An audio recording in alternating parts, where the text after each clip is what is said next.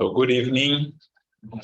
We are back to the study of the Spirit's book, and we are finishing the chapter, which is the last chapter of book 2, chapter 11, when we talk about the three kingdoms. We are finishing animal and humans. We have 3 questions left. We have been discussing this for the past 2 weeks, and the path of evolution of the spiritual principle that begins in the mineral, goes through the vegetable to the animal phase, and then to the individual spirit, where we start acquiring free will and developing free will and developing our karma, so to say, where we are responsible for our actions and we become the process of reincarnations. We mentioned that there are no reincarnations in the animal kingdom. The evolution is always progressive, and we are going to discuss this later today when we talk about metempsychosis. But before that, let's finish this chapter with the last 3 questions. Okay, Philip? 608. After death, are spirits of humans aware of the lives that have preceded their human period? No, because it is only with this period that their lives as spirits began. Human beings can scarcely recall their earliest existences as humans, just as human beings no longer remember the earliest days of their childhood, much less the time they spent in the wombs of their mothers. This is why spirits tell you that they do not know their origins. Yes, even in the beginning of our stages as, let's say, as individual spirits, we have basically instincts and very rudimentary intelligence. We already have some free will making choices. We talked about that animals have, also rudimentary intelligence and the rudimentary ability to make choices, right? Especially the more developed animals. But we don't remember when we were 1 year old. When we are the earliest remembrance I have is when I was around 2.5 years old. Wow, I remember one passage because I was, my grandmother was being taken from one house to another. They were moving, and she was taken in an ambulance, and she died when I was less than 3. And I remember going into the ambulance and seeing her. So, that's why I think it's stuck with me. But again, we don't remember our early age, right? Even when we start remembering 6, 5, 6, 4, we remember very little, vaguely, right? So it makes sense that we wouldn't remember our previous existences, our passages through the lower evolutionary path, right? Wouldn't it be very difficult if we do remember and then live in this life? Yeah, Soraya is asking if it wouldn't be very dangerous if we remember. Well, I don't think that remembering the life as animals, in the animal phase, but normally what I say is that we already have a hard time dealing with the mistakes we make on this incarnation, right? So if we start accumulating and the laws of progress, we were worse than we were. This is the best version of ourselves, right? So before that, we were worse. So I don't want to remember that I had, I killed my brother, or my cousin killed me 300 years ago. It doesn't help me, right? It only causes a little bit more of a pain and difficulty. So the remembrance, even when I go back to the spiritual world, the remembrance happens on a need-to-know basis and when we are ready to deal with, right? So the mistakes you make when you overcome that imperfection that caused you to make that mistake, and you have accepted your new reality as a more evolved spirit, then you'll be able to remember, because that past no longer hurts you. So as long as the past, it will hurt you and will not help you, we won't remember. Sometimes we remember because it's a way to overcome the problems of the present. You know, past life therapies, according to Spiritism, are important only when you are addressing issues that you have in this present life, not out of curiosity. So let's say you have a phobia here. How you overcome the phobia, going back to past life therapy, to a previous existence, may be a way to overcome the phobia, you know. So that's where it's recommended.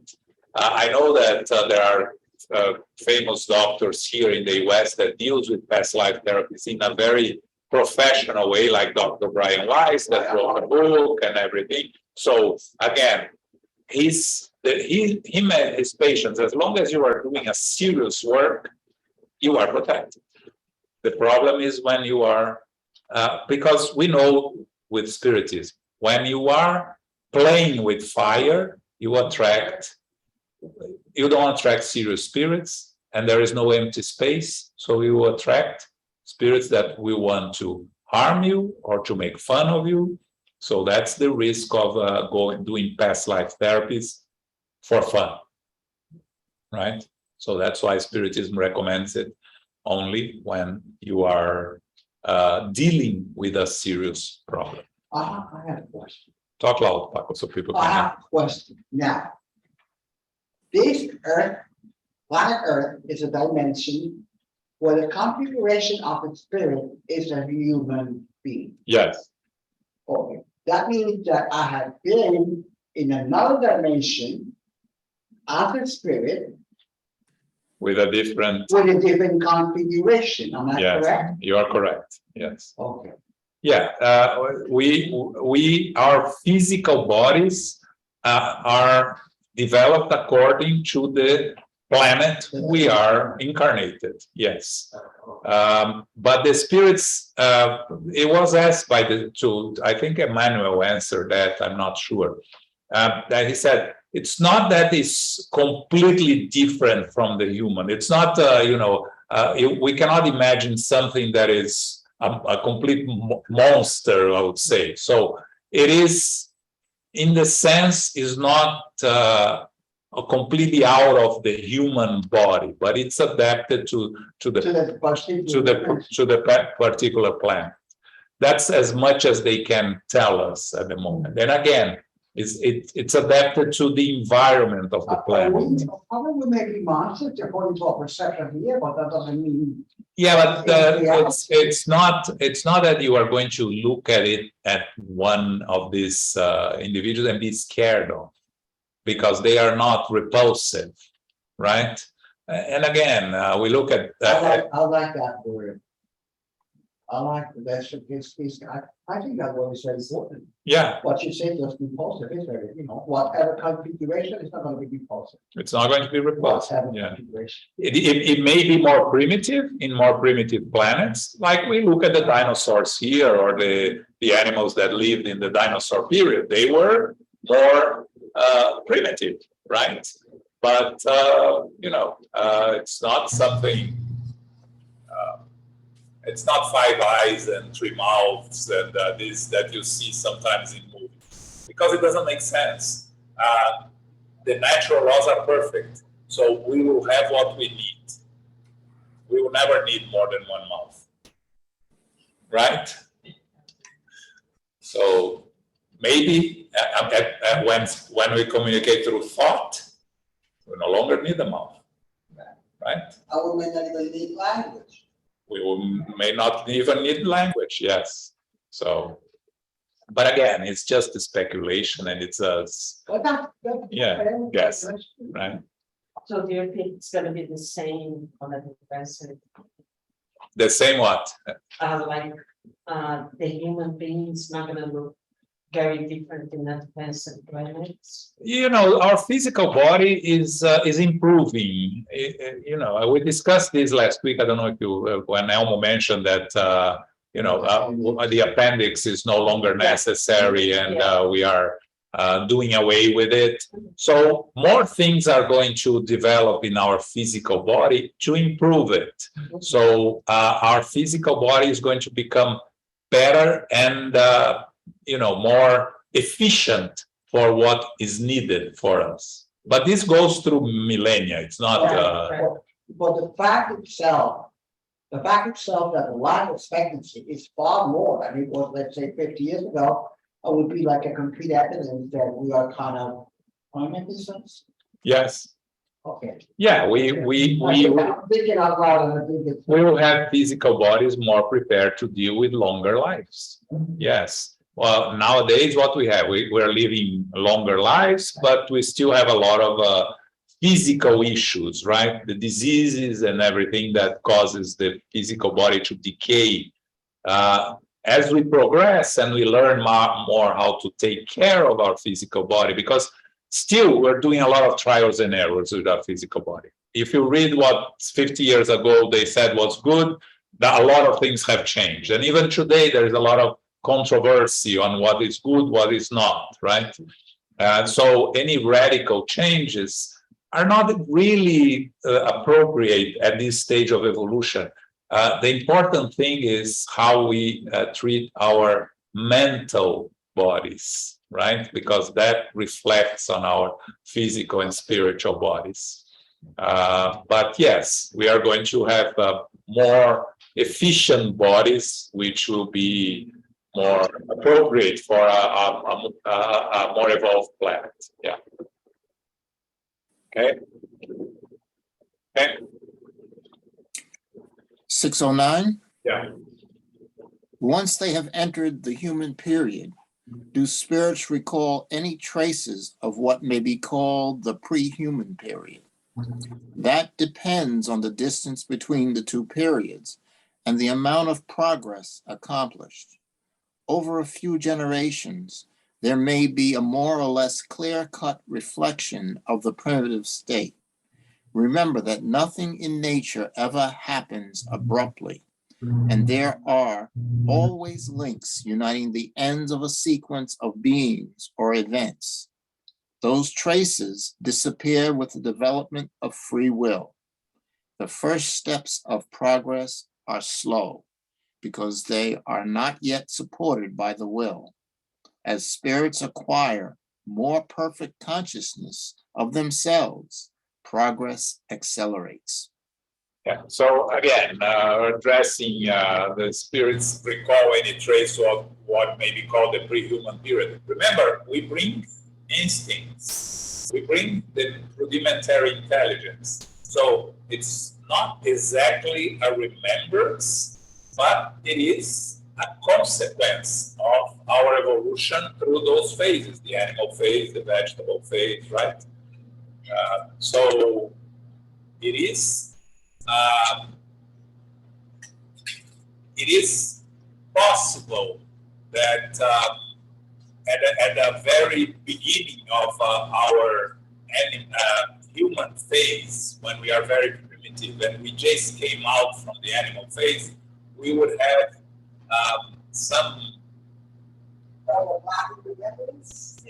vague, not really remembrance in the way we understand today, right? Because remembrance today, it's something more clear. It's more of a, I would call instinctive remembrance, rudimentary remembrance, residual remembrance, but not a clear one, because even, the primitives, what they are doing, they are trying to survive, procreate, kill animals to eat, procreate because it's a survival of the soul, and nothing much else. They are developing the very beginning, so they don't even pay attention to that. You cannot enter into a rational discussion with a caveman on you remember your previous life. They don't have the notion, right? So, and what the spirits are telling us here is that no changes are abrupt. So everything follows a natural progress. So there is a link between all phases. And with these links comes some type of connections and remembrances, but not the way we remember. Yeah. Okay. The last one is an interesting one. 610. There are spirits who have said that human beings are separate from the rest of creation. Are they mistaken? No. But the question has not been fully developed. Similarly, there are things that we can only know at a predetermined time. Humans are distinct beings because they have abilities that separate them from all others, and they have another destiny. God chose the human species for the incarnation of beings who are capable of knowing their creator. Yeah, so what the spirits are telling us here is that because there are those that believe that humans are a separate from the rest of creation, right? So you have minerals, vegetables, animals, and humans, which is separate. And the spirits are saying, it's not completely mistaken because we are not animals. We are not plants. We are not minerals. So we are separate. We are different because we have a knowledge and understanding of God.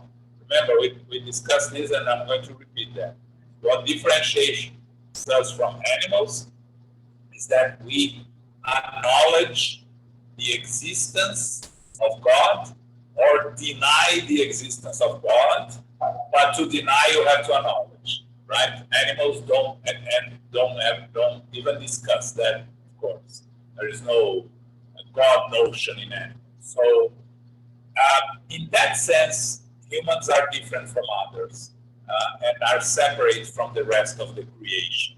But that doesn't mean that it doesn't come through the evolutionary path from the animal phase. And when we discuss the next subject, metempsychosis, Kardec is going to go a little deeper and it's going to get a little more complicated because he's going to enter into a lot of philosophy there, and we are going to try to explain better.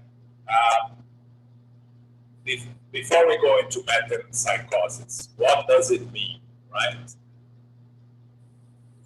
It means the ability to change from one form to the other. Psychosis is soul, metem, change or move. So move from animals to humans and vice versa. That's the original notion of metempsychosis, which is very ancient belief that the Egyptians have. Kardec discusses it in the Spiritist magazine. Emmanuel discusses it on the Way to the Light that we went over it. It's important to understand that the first one that brought to the Greeks was Pythagoras. Pythagoras, like you say, Pythagoras. Pythagoras? Yes. Yes, okay, Pythagoras. Yeah.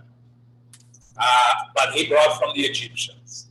And according to Emmanuel, the notion amongst the Egyptians were brought from Capella, the exiles from Capella that were the ones responsible for the development of the Egyptian civilization, right? We also studied that on the Way to the Light. What they had, that the exiles in Egypt, was a profound sadness of the lost paradise. They had a sense of coming from a paradise that they have lost without remembering completely, of course, remembering where they came from and everything. So if you study the Egyptian civilization, the old one, the pharaohs, you see a lot of references to the spiritual life, rudimentary notions of the spiritual life, the idea of burying with the body and the pharaohs preserving the body, it was a rudimentary idea of what? Reincarnation. You preserve the physical body, so when you are resurrect, reincarnation is a term that didn't exist, but when you resurrect, you have your physical body there ready. So that's why the pharaohs and some of the old Egyptians had this notion. And they have also the idea that if you behaved well, you would go back to paradise, and if you behave badly, you would be born again as an animal. Metempsychosis. That's where it comes from. It's actually, it's an Egyptian. It's Egyptian. Its origins in Egypt, but you find elsewhere also in the Indian, in Hinduism. You find in Hinduism, they still believe in reincarnation there, that you can come back if you are not a good spirit, you come back as an animal. That's a present belief in the Hinduism. Yes, in Buddhism. Some sects of Buddhism, yes. It's an actual belief there. And another very interesting thing that I learned this week was that the Inquisition started because of this belief. The Cathars in France in 1130, more or less, the Cathars were a sect of Christians that believed that there was a God of good and a God of evil. The God of good created paradise, the God of evil created earth and all of us here, the evil spirits. And if we were good, we would go to heaven. If we were bad, we would be reincarnated as an animal here. And that was a Christian sect. That was a Christian sect. And but they were very spiritual. It was just their beliefs. And they created the Inquisition to judge and persecute them on this belief. And they eliminated completely. They killed all of them, all this civilization that you can still visit France, where they had their self-destruct. No, the Inquisition killed all of them. The Inquisition killed all of them. Yes, that was the very beginning of the Inquisition. The Inquisition was created because of metempsychosis, in a sense. So, but very interesting also, the concept of reincarnation was there. It was a distorted notion of reincarnation, but it was there already. Because if you believe that you can be born as an animal, that implies the survival of the soul after the death of the physical body and being born again in a different form, right? But reincarnation, it goes back to the Hindu. Oh, yes. That's not a word that came about. Well, the word reincarnation, I heard from a speaker in Brazil that it was Kardec that brought. I don't know if it's true or not, but I know that medium was a word that created by Kardec. Didn't exist before Kardec. The word medium that is widely used today. Now it's widely used, but actually coined by Kardec. And reincarnation is another word that was coined by Kardec, according to this Brazilian speaker. I don't know that, so I'll take it with a grain of salt. But I know that before the Spiritism, there was the word was resurrection, and yes, and the idea was that you would go back to your physical body. So one of the reasons that the Inquisition burned the bodies at stake, right?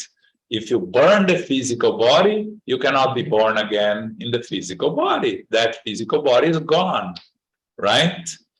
That's one version. The other version that I found about the burning at stake was that that was a way to purify the soul, because you burn the physical body, you purify the soul.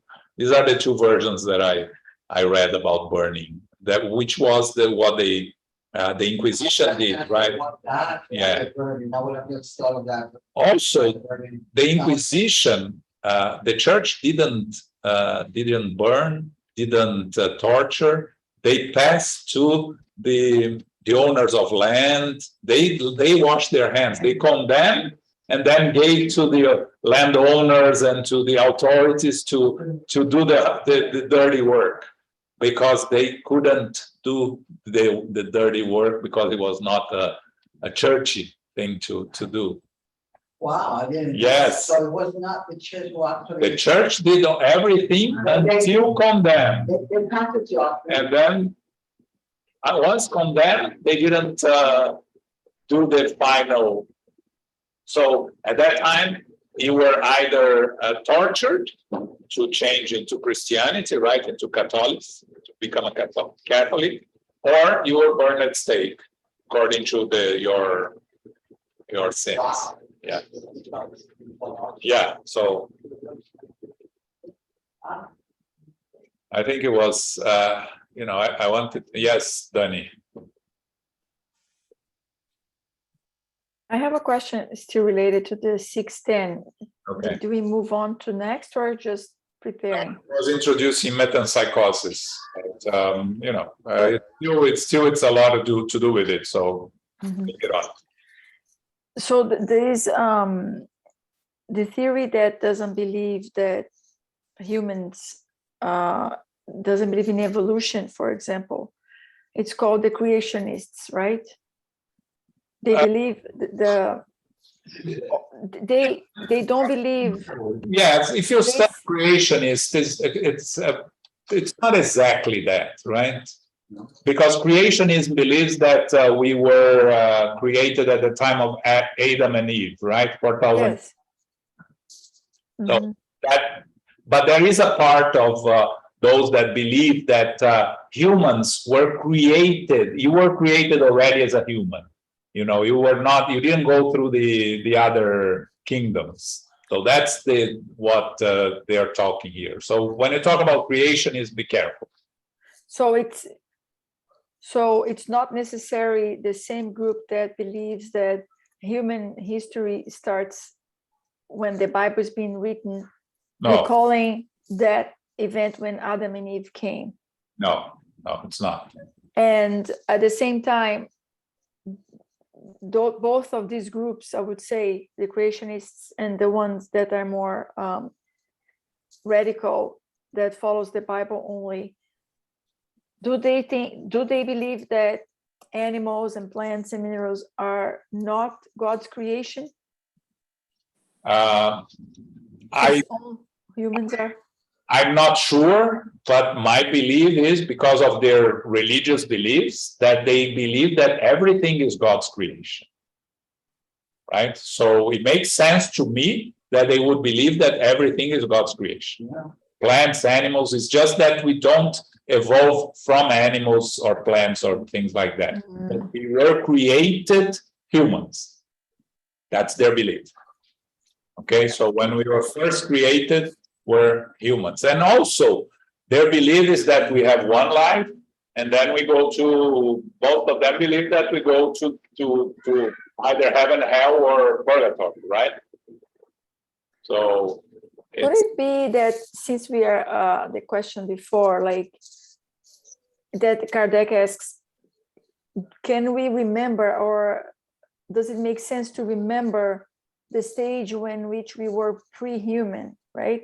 Yeah. Could it be that the groups who accept more, for example, the Spiritism explanation, could it be that this group somehow has some remembrance of the stage way, way deep down, not conscious, and the groups who don't accept that are far away from that, like they don't have any memory of it, so it doesn't make sense, or no?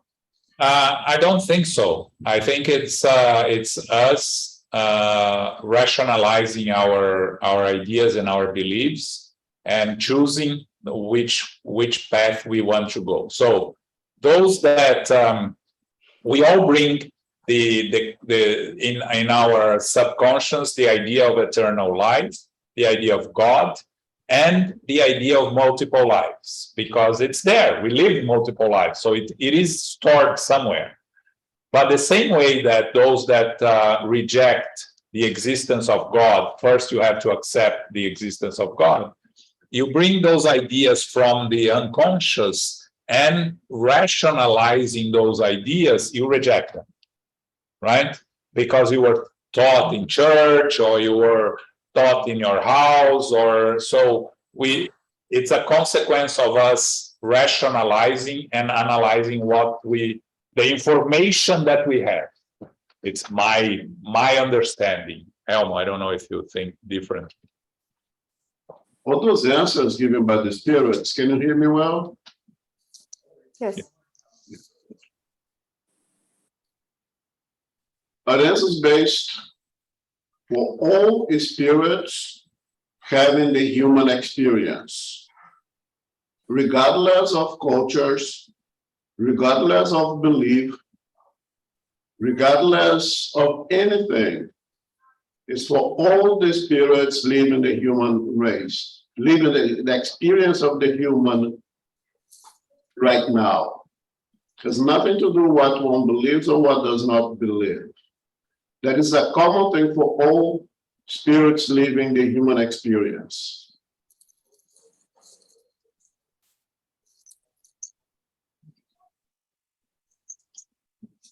I missed, what is a common thing? Sorry, I'm very tired today. The answers that spirit gives to these questions. The answers from the spirits. It's saying that it applies to everybody. But if you are going to accept the answer or not, it's a different story. Yeah, but what the spirits are telling us is the truth according to them. If we choose to accept or not even to listen to this what the spirits tell us, that's a different story. That's what I understand. Yeah, I understand the argument and everything, and it makes sense in a way, but at the same time, it's even if you are taught by your family or you are brought to the church, and this sort of like culture that's built up that overlays this instinct of eternal life that we come from, or this lack of memory, let's say, that stops being triggered, like, because we have this internal in us. So if we are fed the belief that we continue going on, it makes sense that way. But then if you're fed the idea that it is not that, it makes sense also. But at the same time, if it's natural from us to have this feeling or certainty that we have lived before, I wonder how much is just like being taught, or because it has to make sense, because there are a lot of people who are in church and they're being fed this theory, but you see that when they talk about, they don't really believe it. It doesn't make sense. And there are some that they, from their hearts, it makes total sense. So that's where my question comes from. Yeah, well, again, because you cannot rationalize something like this. I don't see myself rationalizing what I learned, spiritism. It makes sense.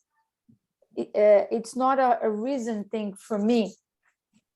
It's not like, okay, this makes sense, this doesn't make sense. Right. So this is cultural. This is religious, this is cultural. Okay? And culturally, we can be trained, we can be taught to not be rational. We can be trained, we can be taught to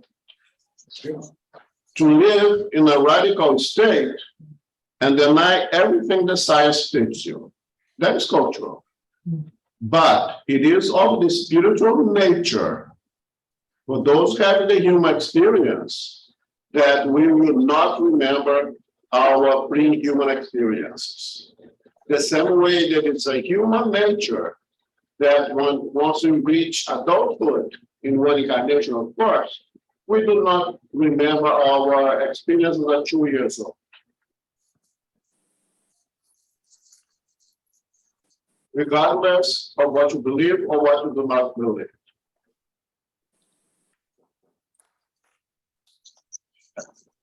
And and again, Spiritism is the doctrine of reason. We are studying Spiritism. We have to reason everything that we learn, and to analyze and to accept what makes sense to us, and to put it aside what it doesn't make sense, to wait for when we can accept it or learn it or deal with it. Because what Spiritism doesn't want is to impose any truths or any ideas to someone that is not prepared to accept it. That's that's one of the basic tenets of Spiritism, to tell us what we can deal with and what we cannot. Sometimes the Spirit tells us we don't have words, we are not prepared to learn, and this is one of the cases. And when we talk about metempsychosis here, we're going to see this. They're telling us again that there are some things that we're not ready to deal with. Okay? Okay. All right, let's go, Philip. 611. Just one comment here with this animal thing, we could discuss 610. I think it's important that those answers are given at the spiritual level, collectively, philosophically. Because in biology, in taxonomy, humans are animals. Humans belong to the animal kingdom. Humans belong to mammalia, to chordata, to primates, biologically speaking. So those answers have to be careful here. After the defense spirituals here, one can be adapted by that scientific community. Now, as biologically speaking, humans are animals. Humans are primates. Humans are mammals. Humans are belong to the chordata order, and so on and so on, until you reach the separated level of Homo sapiens sapiens, right? And generous and an inspiration, but after that, we are animals. I couldn't hear so much. Is the AC on? yeah, exactly. Yeah, it was a little hard to hear everything. Yeah, I was saying that our physical body, it's according to biology, we are animals, right? According to biology, we are animals. According to science, we are animals. And Spiritism is not trying to say something different from that. I mentioned last week, we evolved from the same origin as the primates. And at some point, the human body was separated from the primates. And as Alma said, we become the Homo sapiens sapiens. Okay? Right, let's go, Philip. Okay? I want to finish this chapter today because we finished book 2 today. There's only 3 questions here. 611. Is the common origin of intelligent principle of living beings part of the doctrine of metempsychosis? Two things can share the same origin and no longer resemble one another at a later period in time. Who would recognize a tree with its leaves, flowers, and fruit in the shapeless germ contained in the seed from which it has sprouted? When the intelligent principle reaches the degree of development necessary to become a spirit and enters the human phase, it has no more relationship with its primitive state. It is no longer the soul of a beast, as the tree is no longer a seed. In the human phase, there is the animal-like body and the passions that result from the influence of the body, combined with the instincts of self-preservation that are intrinsic to all matter. Therefore, one cannot state that such and such a person is the incarnation of such and such an animal. And this commonly understood version of the doctrine of metempsychosis is inaccurate. So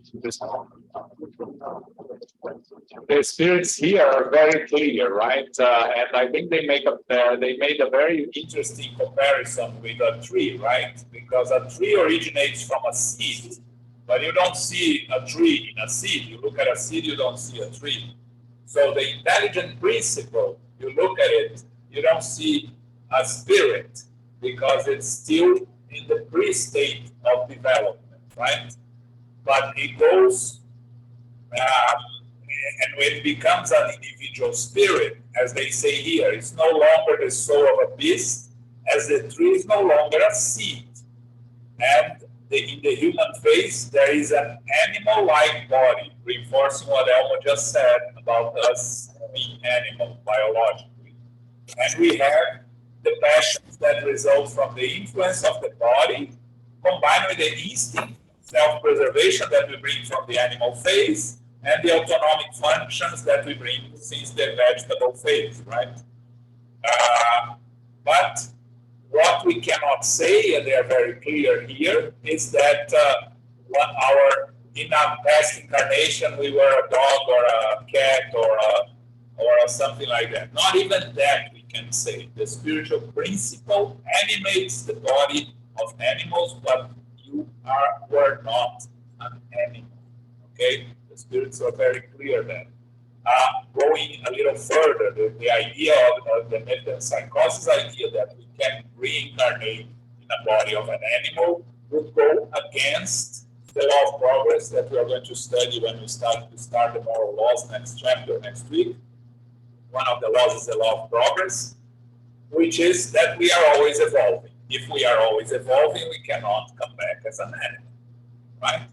We can behave like an animal, and we discussed that when we were studying Animal Kingdom. Doesn't mean that we are animals in that sense, that animals are defined by science, irrational beings, right? Okay? Okay?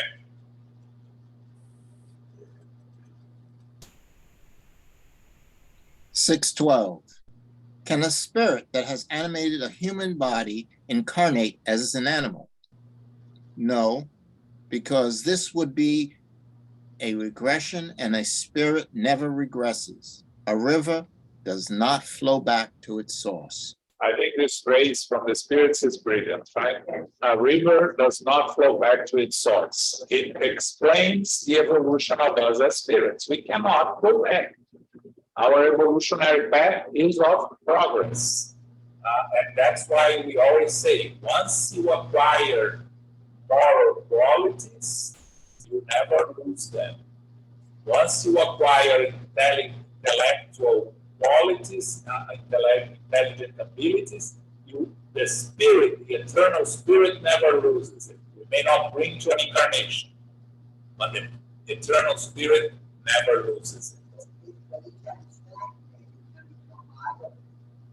The spirit can become idle, but even an idol, it's already a progress.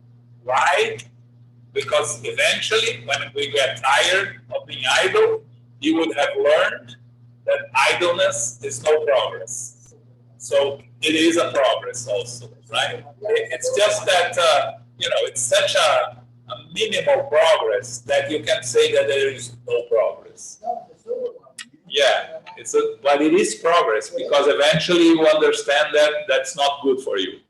So you are progressing by learning that that's not a good thing, right?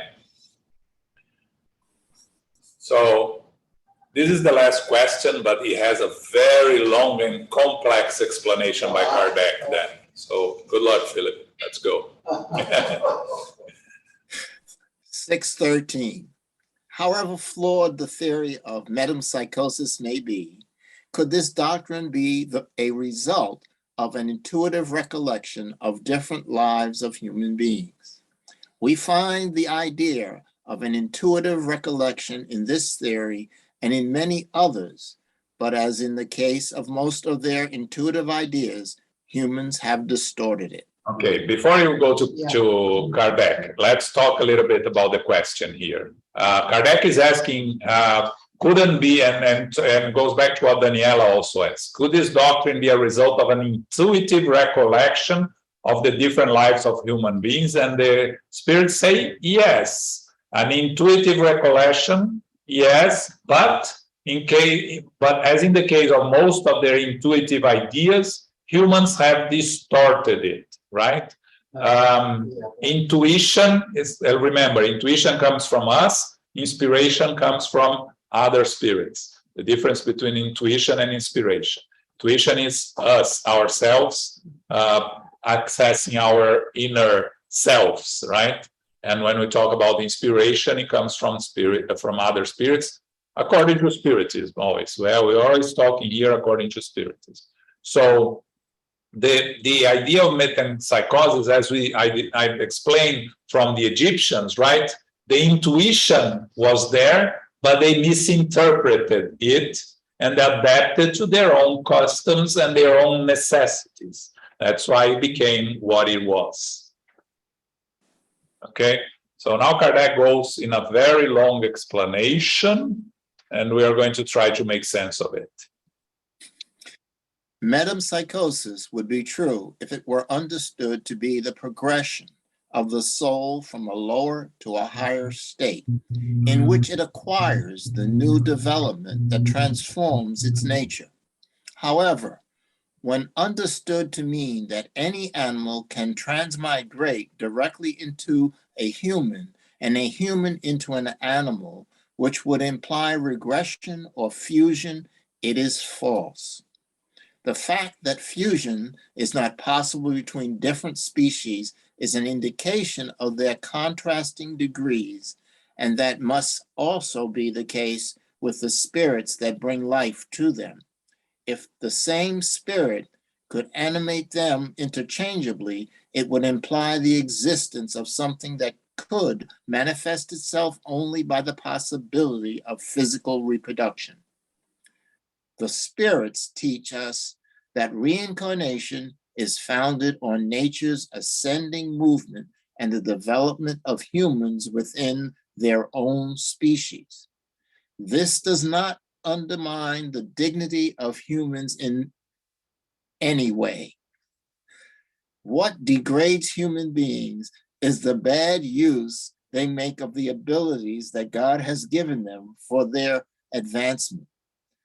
Be what it may, the antiquity and universality of the doctrine of metempsychosis and the number of well-respected individuals who support it proves that the root of reincarnation is nature itself, rather than diminishing the likelihood that it is truth. This fact must be understood as a substantial argument in its favor. Questions about the origin of a spirit encompass the origin of all things and God's secret designs. Human beings are not meant to fully understand them and can only form more or less probable hypotheses and theories in this respect. The spirits are far from knowing everything and may also have, in regard to what they do not know, individual opinions that may or may not be supported by fact. This is why all spirits do not think alike with regard to the relations that exist between humans and animals.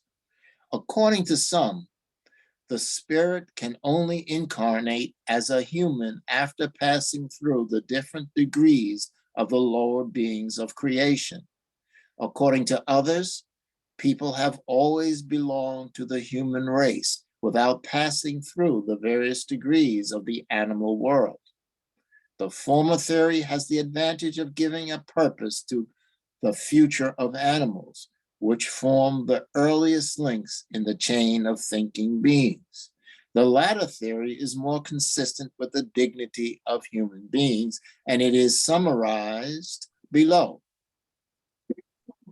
The different species of animals do not intellectually proceed from one another by progression. In other words, the spirit of an oyster does not successively become that of a fish, bird, quadruped, or quadrumane. Each species is a physical and moral absolute, and each individual draws the sum of the intelligent principle that is necessary for the universal source, depending on the nature of its body and the work it has to accomplish in nature. This intelligent principle is restored to the general mass at its death. Beings from worlds more advanced than ours, see number 188, are also distinct races that correspond to the needs of those worlds and the degree of advancement of the individuals who live there. However, they do not spiritually proceed from the human beings on earth. It is not the same with humans. From a physical perspective, humans form a link in the chain of living beings, but morally speaking, there is a solution of continuity between animals and humans. Humans alone possess the soul or spirit, the divine spark that gives them the moral sense and extended vision that animals sorely lack. This spark is the principle being within them, pre-existent to and surviving their bodies and preserving their individuality. What is the origin of the spirit? What is its initial starting point? Is it formed from the individualized intelligent principle? That is a mystery that would pointless to try to penetrate, and regarding which, as we have said, we can only build theories. What can be confirmed by both reason and experience is the survival of each spirit and the persistence of its individuality after death, its ability to develop with the happiness of its next life depending on its advancement and all the moral consequences that flow from this certainty. Like so many other things that are currently of little significance to our advancement and useless for us to dwell on, the mysterious relation that exists between humans and animals, we repeat, is one of God's secrets. Complex, right? Kardec went deep here. Some in English. Yeah. You know what? That's first thing. This is from Kardec, not from the spirits. So it's Kardec concluding and making his own conclusions according to what he has received from the spirits, right?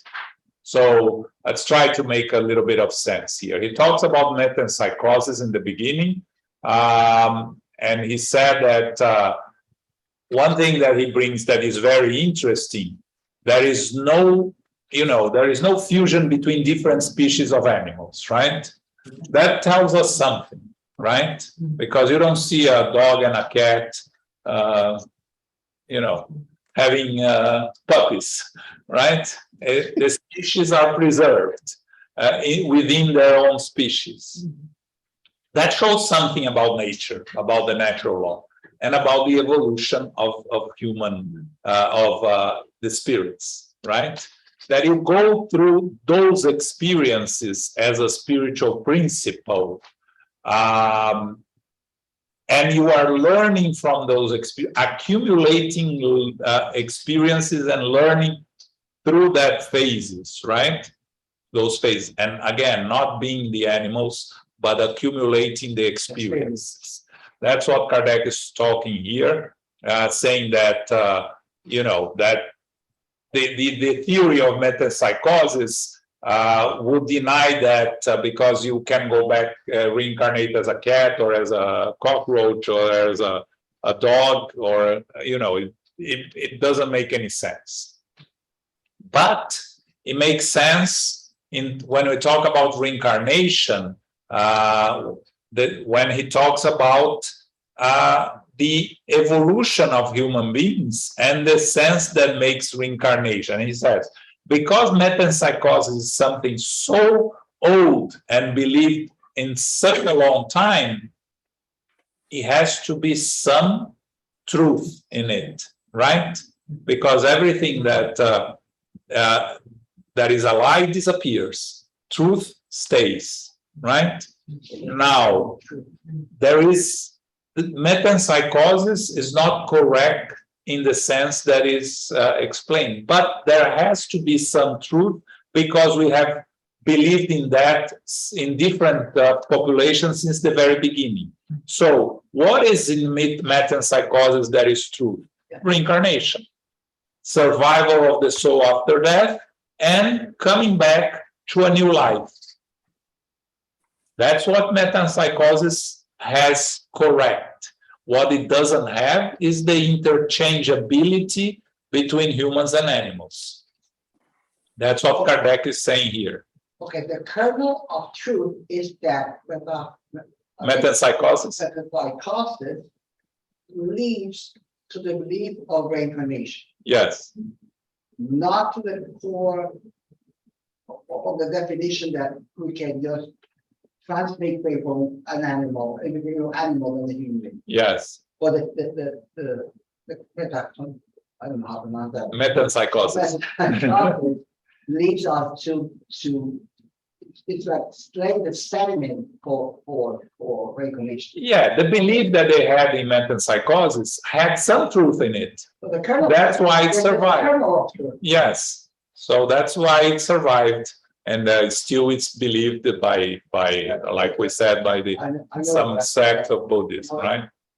I know what it's about. And then from the rest, Kardec talks a little bit about those that believe that humans are separated from animals and there are two distinct categories, and he's just going over and over I think that it's worth a little bit studying a little and reading a little bit more if you want to understand. But what Kardec is talking about here is the other side, those that believe that humans do not come from animals, and what would be the theory based that would support this without reaching any conclusion.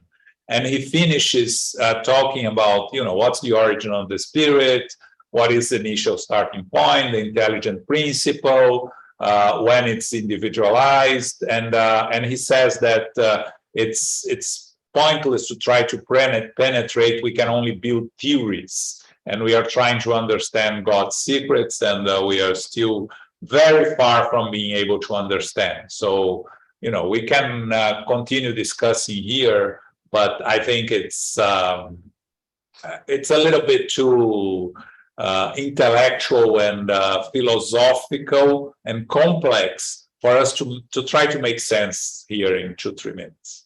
So I would rather leave to you to read and study later if you really want to go a little deeper into it and look for more information on psychosis and metempsychosis outside. Okay.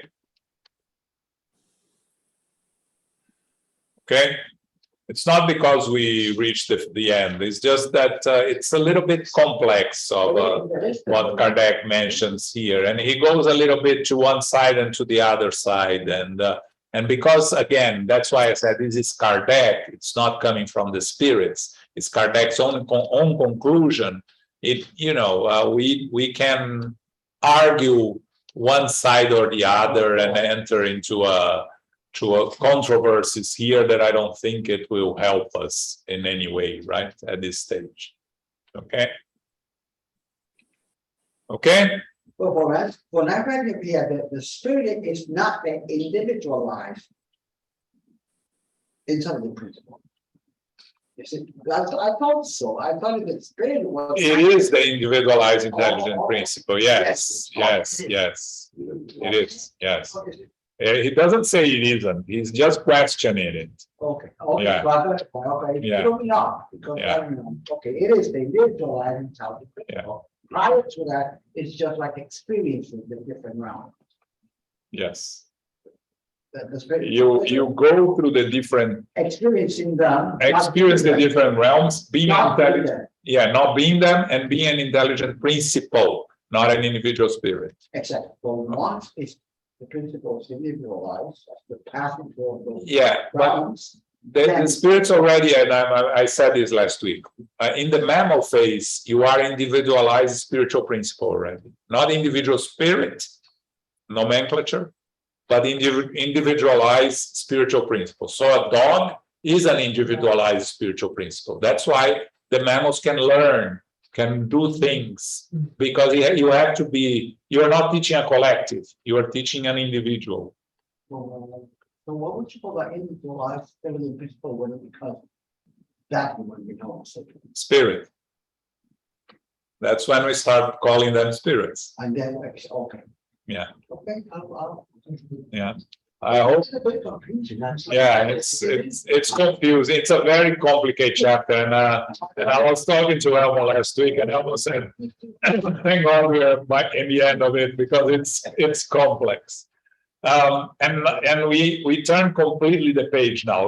Remember, the Spirit's book is divided in four parts. Book 1 is God and the divine law. Book 2 is spiritual life. So the passages from spiritual life to physical life, back to the spiritual world, life in the spiritual world, life in the physical world, and everything related to it. Now we are getting into the moral laws. The moral laws are the divine laws that were created by God, that are perfect, and we're going to go deeper into that, and that have a direct relation with the gospel according to Spiritism in Spiritism, right? The chapter we were studying, you'll find more the relationships between the physical world and the spiritual world in the Medium's book, and a little bit in Heaven and Hell also, right? Now the moral laws are directly related to the gospel according to Spiritism, and we are going to start with the divine or natural laws. There are 12 chapters. Chapter 11, law of justice, love, and charity encompasses all of those before, and then moral perfection, which is what you just study with Elmo in the gospel according to Spiritism, right? We're trying to escape it. And be perfect and things like that. Okay, so we continue next week.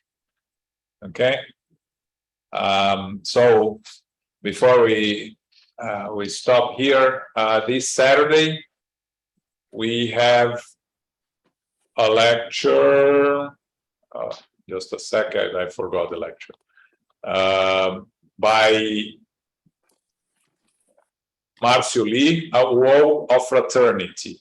Fraternity exemplified by Francis of Assisi would make our planet accelerate the path to a world of regeneration. Together, we'll learn how Spiritism teachings could help us to become more fraternal. Okay? For those that forget that we have initiation into Spiritism every Sunday at 10 a.m., it's a very interesting course on the basics of Spiritism, and this Sunday is a lesson by Jussara. So if you want to watch her, it's at Sunday at 10 a.m. before our study of 11 a.m., which this Sunday is the Medium's book. Okay?